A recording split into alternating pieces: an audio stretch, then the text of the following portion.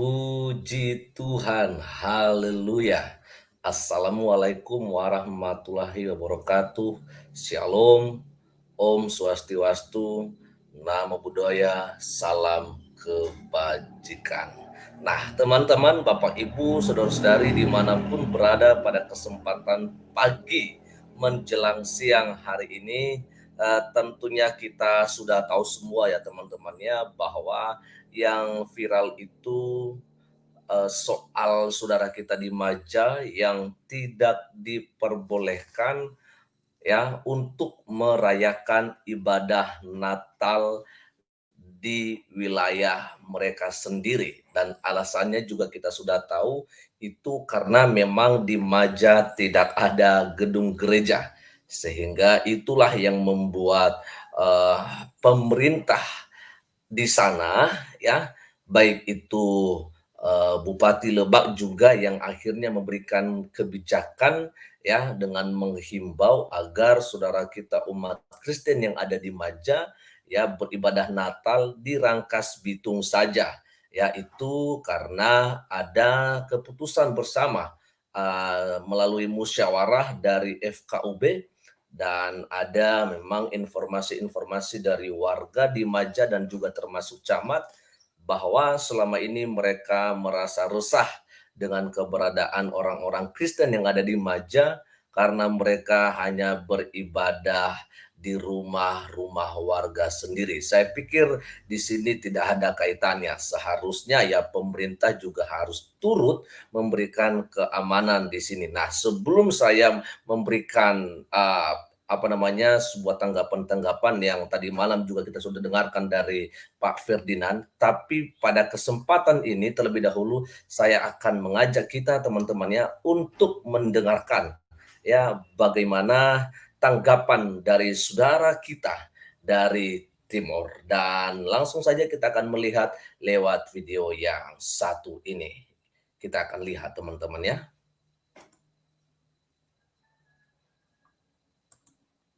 Ini dia. Halo Indonesia, saya Kristianto Yelhoni, salam NKRI. Video kali ini saya tujukan kepada yang terhormat Ibu Bupati Lebak. Ibu Iti Oktavia yang terhormat, mohon dengerin saya. Saya lihat berita sumbernya dari Suara.com, judulnya viral, Bupati Lebak minta warga di Maja ibadah Natal ke Rangkas Bitung. Warganet, enggak sekalian suruh ke Yerusalem? Ibu Iti Oktavia yang terhormat, menurut saya suatu gambaran yang sangat miris, suatu pemandangan yang sangat miris ketika ternyata warga masyarakat lebih berbineka ketimbang seorang pelaksana negara. Dan menurut saya akan lebih elok apabila Ibu dengan berbesar hati atas kesadaran diri sendiri mundur dari jabatan Ibu sebagai bupati. Oke, nah ini saya luruskan dulu teman-temannya. Jadi maksudnya video ini sebenarnya memang dikhususkan untuk Ibu Iti yang adalah Bupati Lebak ya. Karena kita tahu bahwa setelah dia menerima informasi dari musyawarah FKUB, akhirnya Ibu inilah yang mengajak ya atau menghimbau atau menyarankan saudara kita umat Kristen yang ada di Maja untuk ikut merayakan Natal di Rangkas Bitung saja, yaitu di kota Kabupaten Lebak. Dan inilah pesan dari Timur untuk Ibu Bupati Lebak ya. Oke, kita dengarkan lagi teman-teman sebentar ya. Ya. Sebagai bupati. Kenapa?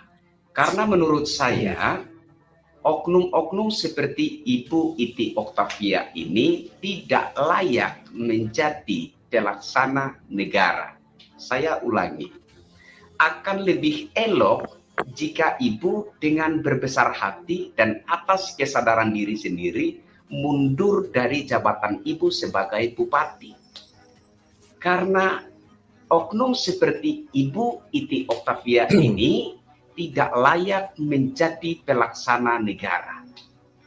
Kenapa tidak layak? Karena negara kita adalah negara yang berbineka tunggal ika. Seorang pelaksana negara tentu lebih paham bahwa negara ini negara berbineka tunggal ika. Nah, bagaimana mungkin seorang pelaksana negara tidak bisa menghadirkan citra negara yang berbineka tunggal ika?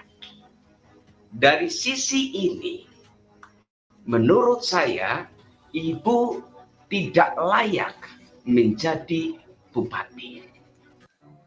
Jadi sekali lagi saya tegaskan, akan lebih elok apabila Ibu dengan berbesar hati dan atas kesadaran diri sendiri mundur dari jabatan itu. Oke, jadi kalau kita melihat dulu teman-temannya dari apa yang disampaikan oleh saudara kita dari timur ini, yang pertama bahwa tidak cocoklah seorang Ibu Iti IOJ, Iti Octaviana Jayabaya menjadi seorang pimpinan daerah, ya, menjadi seorang pejabat pemerintah, katakan seorang bupati, gitu ya. Itu menurut dari saudara kita dari timur ini. Karena kenapa? Karena menurut dia, apa yang dilakukan oleh Ibu Iti ini adalah merupakan satu tindakan yang justru bertentangan dengan semboyan bangsa kita, yaitu Bhinneka Tunggal Ika. Ya, tentunya kita sudah tahu dalam kebinekaan, ya, walaupun berbeda-beda tetapi tetap satu jua. Artinya walaupun kita terdiri dari berbagai suku, ras, agama dan apapun itu, tetapi ya kita tetap Indonesia. Itulah yang membuat saudara kita dari timur ini memang keras mengatakan bahwa alangkah lebih baiknya Ibu Iti melepas atau turun dari jabatannya begitu. Dan ya itu sah-sah aja gitu teman-temannya. Itu adalah suatu atau satu komentar atau satu tanggapan yang harus ditampung saja oleh Ibu Iti, ya. Tapi saya pikir terlalu berlebihan juga sih ya, kalau misalnya kita yang minta itu. Tapi ya tentunya dalam hal ini saya pikir jangan dulu turun lah. Jangan dulu turun, tetapi ya lebih baik, kalau mungkin, kita melihat ada rasa yang justru bertentangan dengan kebinekaan di dalam diri Ibu Iti ini, menurut Pak, dari timur ini, saya pikir lebih baik mungkin, yang kita sarankan adalah Ibu ya kembali kepada kebinekaan, ya. Itu aja dulu ya. Kita akan lanjut dulu untuk melihat bagaimana, selanjutnya ini, pesan dari saudara kita dari timur. Mungkin memang peraturan, tapi Ibu coba pikirkan, saat umat beragama lain boleh beribadah dengan bebas, entah itu di rumah, entah itu di gedung serbaguna, bahkan di jalan-jalan raya yang jelas mengganggu ketertiban umum, yang jelas menghambat lalu lintas. Boleh, dipersilahkan. Sementara agama yang lain tidak diperbolehkan. Kenapa? Apakah Ibu tidak tahu bahwa negara ini negara berbineka tunggal ika? Nah, kalau Ibu tidak tahu, maka akan lebih elok jika Ibu mundur dari jabatan itu ya. Dan sekaligus video ini juga saya tujukan kepada Bapak Presiden Republik Indonesia dan siapapun juga yang nanti akan menjadi pemimpin negara. Tolong dengarkan saya. Bahwa semua siapapun yang maju sebagai bakal calon kepala daerah, bupati, gubernur, atau calon presiden, menurut saya perlu juga untuk mengikuti tes wawasan kebangsaan. Ya, ya, Jadi ya. nggak asal jadi bupati, nggak Yes, asal jadi gubernur, mantap nggak itu ya. asal jadi presiden tanpa memiliki wawasan kebangsaan yang mumpuni. Hmm. Nah, menurut saya oknum-oknum yang tidak memiliki wawasan kebangsaan, lantas menjadi gubernur, lantas menjadi presiden, ini sangat membahayakan eksistensi negara kesatuan Republik Indonesia yang berbineka tunggal ika. Kita bicara dari dari sisi sentimen. Bayangkan begini, Anda menjadi bupati di suatu daerah, di suatu wilayah yang mayoritas pemeluk agamanya adalah Kristen, ya. Ya. Dan Anda melakukan sikap-sikap yang diskriminatif terhadap umat pemeluk agama yang tidak beragama Kristen. Hal semacam ini akan menjadi gambaran yang kemudian diikuti oleh bupati atau kepala daerah yang mungkin di wilayah kepemimpinannya mayoritas penduduknya itu pemeluk agama yang bukan Kristen. Mereka akan melakukan sama. Ya, ya. Dan ini jelas akan menimbulkan suatu situasi yang sama sekali tidak menghadirkan citra daripada Bhinneka Tunggal Ika itu sendiri. Nah, kalau nanti terjadi seperti ini, ada balas-balas dendam, ya ini mau nggak mau kita sebutnya balas dendam. Ibu Iti Octavia melakukan seperti ini di daerah yang mayoritas penduduknya itu pemeluk agama non-muslim, kemudian akan menyikapi ini dan mengikuti apa yang dilakukan oleh Ibu Iti Octavia ini. Juga bukan tindakan-tindakan yang sifatnya itu diskriminatif terhadap pemeluk agama lain. Lantas di mana kau taruh Bhinneka Tunggal Ika itu? Di mana kau simpan Bhinneka Tunggal Ika itu? Di mana kau tempatkan Bhinneka Tunggal Ika itu? Makanya menurut saya oknum-oknum seperti ini, contoh Ibu Iti Octavia ini, tidak layak menjadi pemimpin daerah. Karena pemimpin daerah adalah pelaksana negara, dan pelaksana negara harus bisa menghadirkan citra negara yang berbhinneka tunggal ika. Oke, nah luar biasa teman-temannya. Jadi ini saya sepaham dengan Kebhinneka, ya.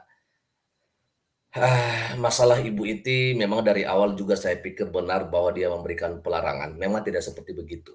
Ya, memang tidak seperti begitu. Tapi tetap saja bahwa kebijakan yang akhirnya diberikan oleh Ibu Iti yang menghimbau saudara kita di Maja untuk melaksanakan ibadah Natal di Rangkas Bitung itu adalah saya pikir adalah sebuah kebijakan yang sepertinya ada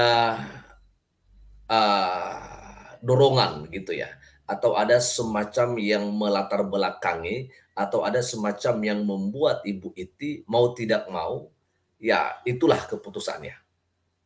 Ya, mau tidak mau dia harus menyarankan saudara kita di Maja untuk ibadah raya Natal di Rangkas Bitung. Ya, tadi malam saya ngomong dengan Pak Ferdinand dan beliau mengatakan beliau punya teman yang kenal dengan Ibu Iti.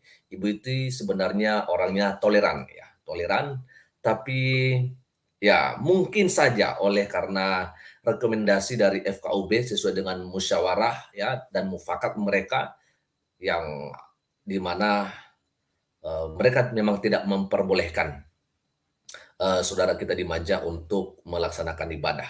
Padahal jelas seperti apa yang tadi disampaikan oleh saudara kita yang dari timur ini, ya kita banyak melihat saudara-saudara kita Muslim, kita harus open aja ini ya, terus terang saja, di mana mereka juga malah melakukan kegiatan mereka itu di jalanan. ya. Bahkan sampai juga membuat macet, ya. Bahkan memang tidak bisa lagi dilewati, ya. Akhirnya dibloklah beberapa jalan-jalan di kota tertentu. Kenapa? Karena mereka sedang membuat acara di situ. Yang jadi pertanyaannya, saudara kita Muslim yang mengadakan acara keagamaannya di jalan-jalan, itu diizinkan, itu diperbolehkan, memang tidak dimaja. Yang jadi pertanyaan di sini adalah kenapa untuk umat Kristen tidak diperbolehkan? Bahkan saudara kita di Majam, mereka tidak meminta untuk ibadah raya Natal itu diadakan di jalanan atau di halaman atau di lapangan. Mereka juga meminta agar mereka merayakan Natal di sebuah gedung yaitu Eco Club.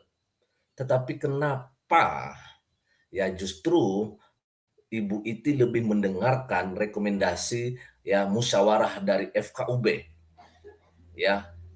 Keputusan mereka itu sebenarnya Ibu bisa pikirkan apakah ini nanti akan membuat lebih baik atau bagaimana. Seharusnya Ibu yang sudah tahu, ya kan, Ibu yang sudah tahu bahwa ada informasi warga resah, sampai camat juga resah karena ada orang-orang Kristen beribadah di rumah-rumah mereka selama ini. Ya seharusnya Ibu bisa kasih solusi dong, ya kan? Kita melihat bahwa setiap warga negara itu dijamin oleh negara untuk beribadat, ya, untuk melaksanakan ibadahnya. Yang ada izin itu adalah bukan orang yang beribadah, ya, tetapi untuk mendirikan rumah ibadah. Ya, itu yang harus dapat izin. Kalau beribadah itu nggak perlu izin. Orang mau beribadah di mana itu sah-sah saja, asal tidak mengganggu orang yang ada di sekitar dia, iya kan? Nah, sekarang saudara kita di Maja yang meminta mereka merayakan Natal di sebuah gedung Eco Club, kenapa tidak diperbolehkan? Mereka beribadah loh, bukan membuat keributan. Nah, inilah yang membuat kita juga merasa kecewa ya dengan kebijakan yang dibuat oleh Ibu Iti ini. Walaupun memang dia dikatakan toleran, tapi dengan kebijakan yang dia berikan, yang dia menyarankan saudara kita di Maja untuk melaksanakan ibadah raya di Rangkas Bitung, memang juga membuat kita tetap saja masih belum puas dengan kepemimpinannya.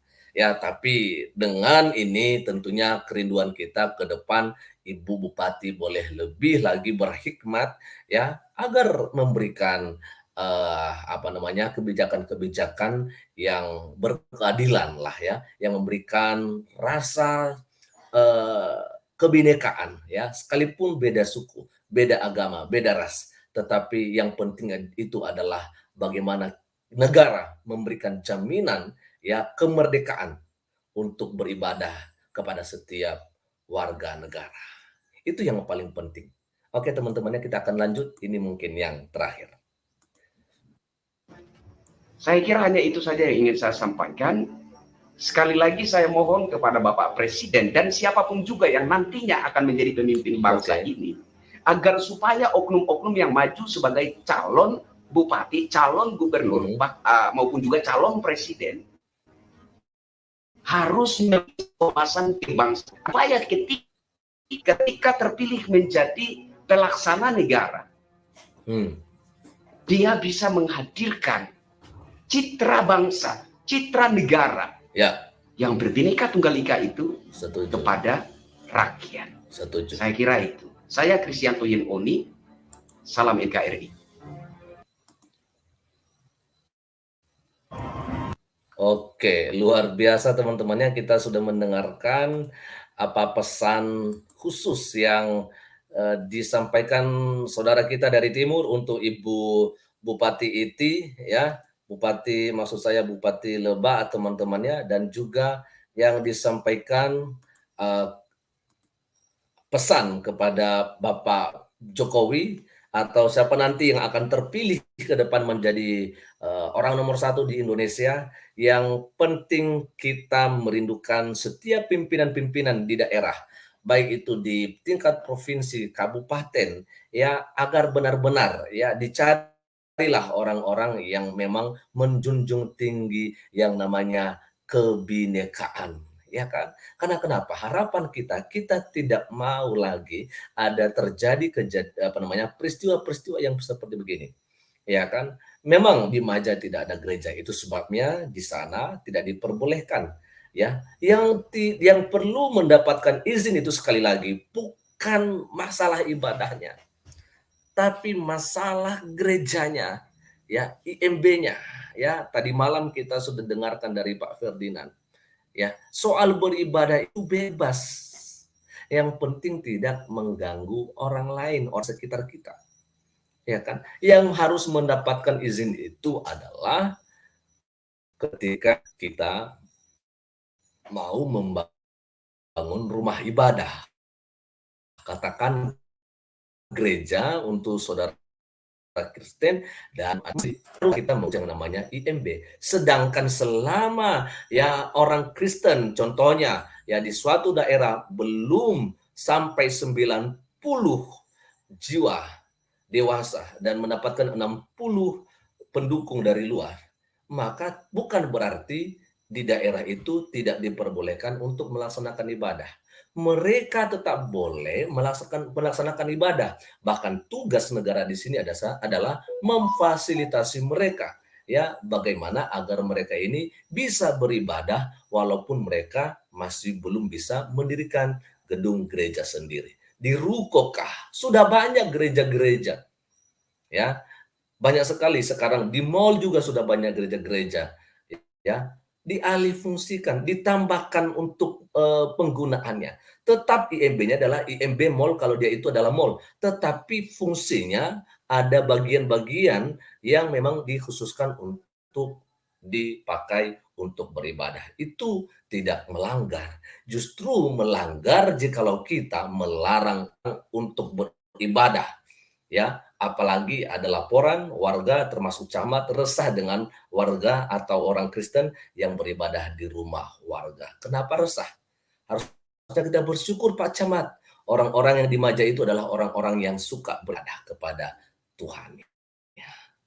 Halo pemerintah, bantu mata dengan kejadian ini karena ini bukan sekali terjadi, tetapi sudah berulang-ulang kali terjadi dan biasanya juga ini banyak terjadi ketika sudah mendekati Natal, saat Natal dan menjelang tahun baru. Tentunya harapan kita Indonesia tetap dalam keamanan, ya, dan kita memperoleh juga jaminan dari para pemimpin kita, bukan dari omongan saja, ya, tetapi kita merindukan ada tindakan tegas, ya, dan ada juga perlakuan baik untuk masyarakat warga yang tidak kita memandang dia dari suku mana, dari ras mana, dan dari agama apapun dia. Oke, sekian saja dulu untuk pagi menjelang siang hari ini dan Tuhan Yesus memberkati kita semua. Shalom.